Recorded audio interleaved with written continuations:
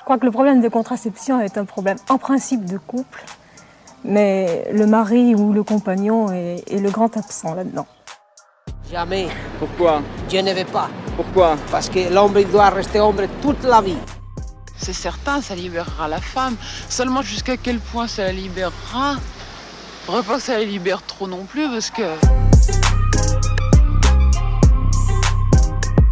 La femme supporte tout. Elle supporte la grossesse, l'allaitement, les appareils, soit stérilets, soit PCR, la ligature des trompes, la pilule. Et elle supporte la souffrance de l'accouchement. Et il faudrait qu'elle supporte la souffrance de l'avortement. Et ces messieurs sont bien tranquilles.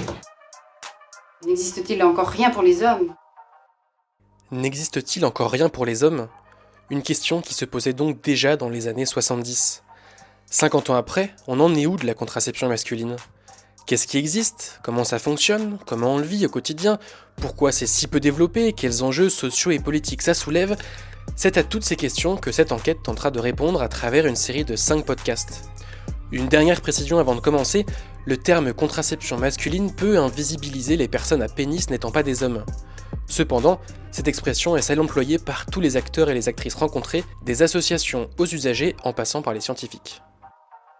En 2021, 2 journalistes, Guillaume Daudin de l'AFP et Stéphane Jourdain de France Inter, mènent une enquête sur la contraception masculine. Avec Caroline Lee, ils en font une bande dessinée intitulée « Les contraceptés, enquête sur le dernier tabou ». Leur but ?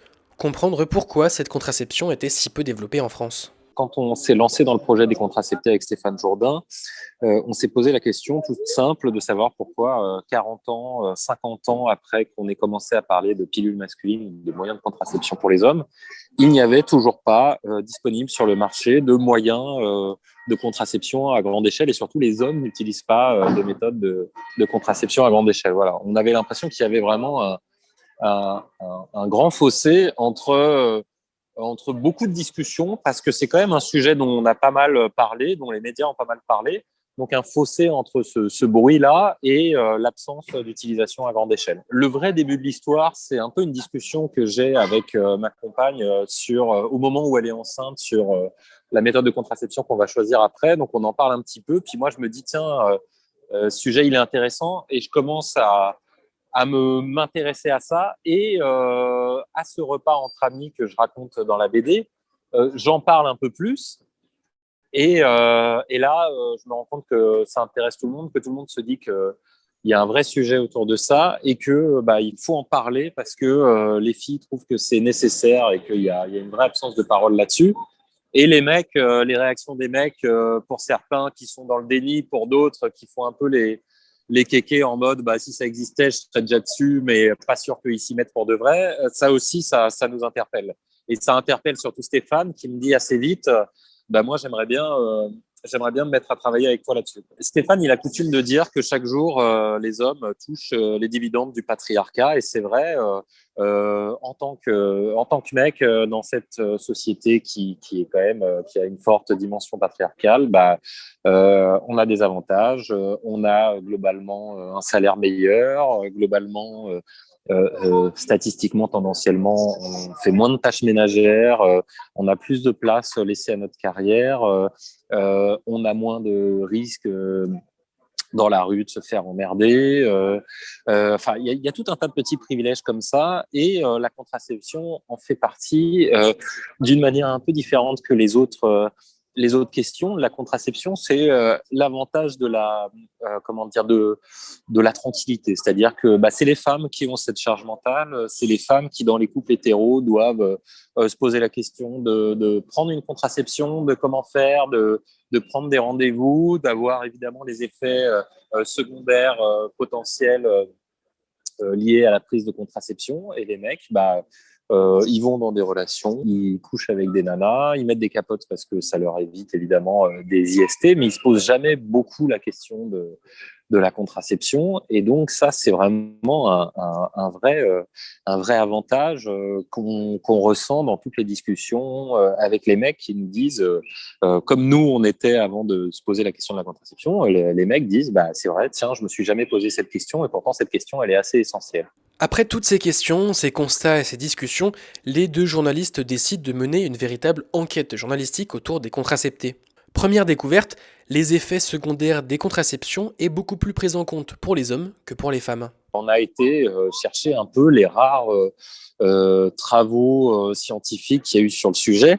Et l'un des gros boulots qui a été fait, c'est celui d'une chercheuse néerlandaise qui s'appelle Nelly Houtshorn, qui a travaillé vraiment sur toute l'histoire de la tentative de fabrication d'une pilule pour les hommes. Et elle raconte dans son livre The Male Pill, elle raconte comment les recherches ont très vite porté sur les hommes, sur la question de la libido, des effets secondaires. En fait, c'était des critères qui étaient pris en compte pour savoir si une pilule pour homme était efficace et avait un potentiel pour aller sur le marché. Et en fait, elle raconte très bien comment chez les femmes, on ne s'est jamais posé cette question. Le critère, c'était est-ce que cette pilule a un effet contraceptif?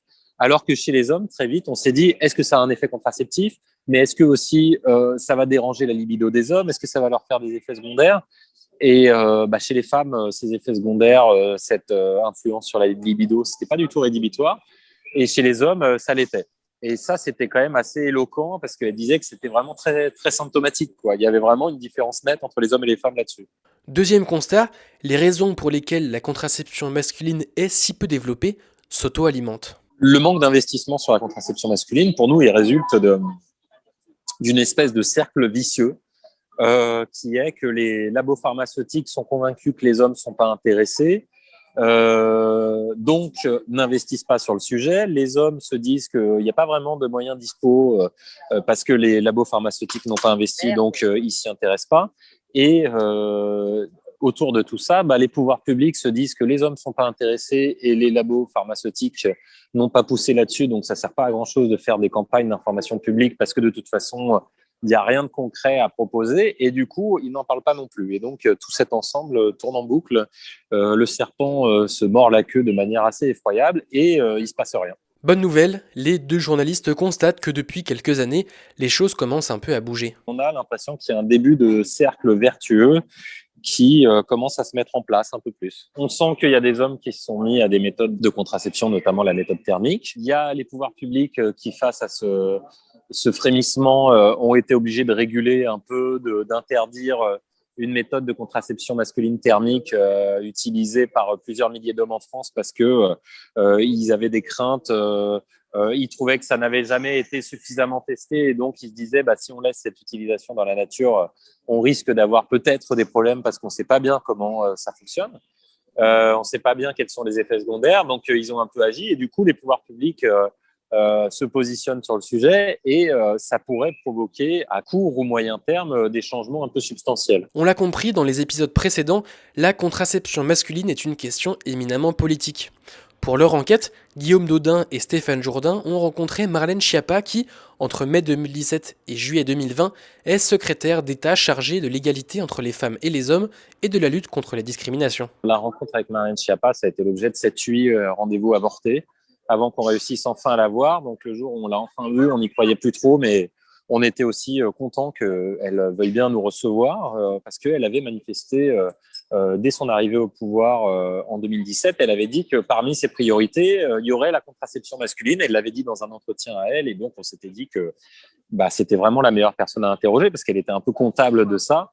Et donc, elle nous a reçus place Beauvau dans son bureau. Ça a duré une 30aine de minutes et on a pu l'interroger là-dessus. Et donc, Marlène Schiappa nous a redit que, en effet, elle avait estimé que c'était quelque chose d'important à développer, qu'elle trouvait qu'il y avait un vrai sujet, et en même temps qu'elle avait reçu tout un tas de freins autour d'elle au sein du gouvernement, notamment de la part d'Agnès Buzyn. Agnès Buzyn, d'ailleurs, a démenti ensuite, mais voilà, Marlène Schiappa a dit, moi, j'ai voulu développer ça, mais il n'y a pas de mouvement il n'y a pas de mouvement en la matière, il n'y a pas d'intérêt à grande échelle, les hommes ne se mobilisent pas et donc moi, je ne peux pas développer tout seul. Et donc, elle s'est un peu inscrite dans cette espèce de cercle vicieux dont je parlais un peu plus tôt, c'est-à-dire qu'elle a dit, moi, toute seule, j'y arriverai pas.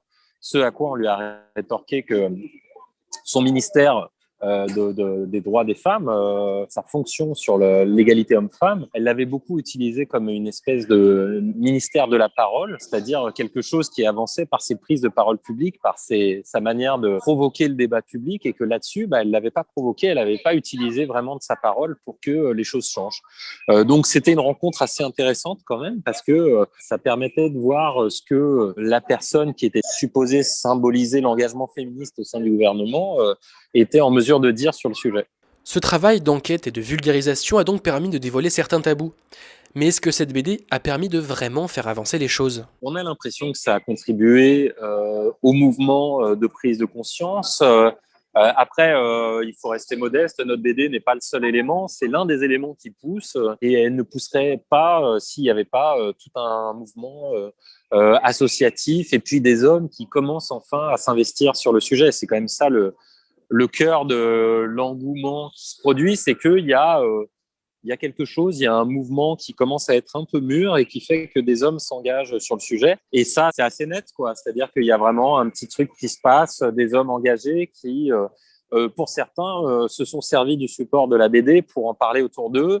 Ça a permis aussi aux médias de s'intéresser au sujet. Ça a été vraiment là où on a peut-être contribué le plus. C'est que par notre action, il y a des médias qui ont voulu parler de la question de la contraception masculine. Et du coup, c'est devenu un peu plus un sujet à grande échelle. Et on l'a bien vu là récemment avec tous les articles qu'il y a eu sur la pilule pour hommes qui a été testée sur les souris.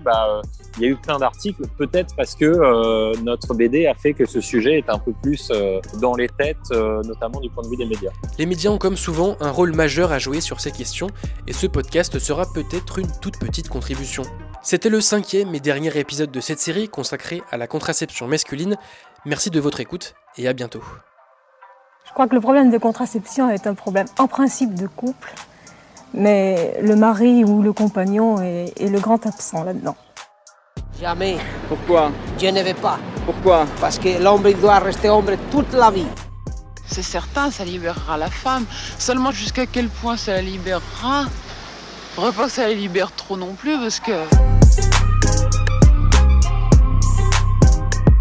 La femme supporte tout. Elle supporte la grossesse, l'allaitement, les appareils, soit stérilets, soit PCR, la ligature des trompes, la pilule. Elle supporte la souffrance de l'accouchement. Et il faudrait qu'elle supporte la souffrance de l'avortement. Et ces messieurs sont bien tranquilles. N'existe-t-il encore rien pour les hommes ?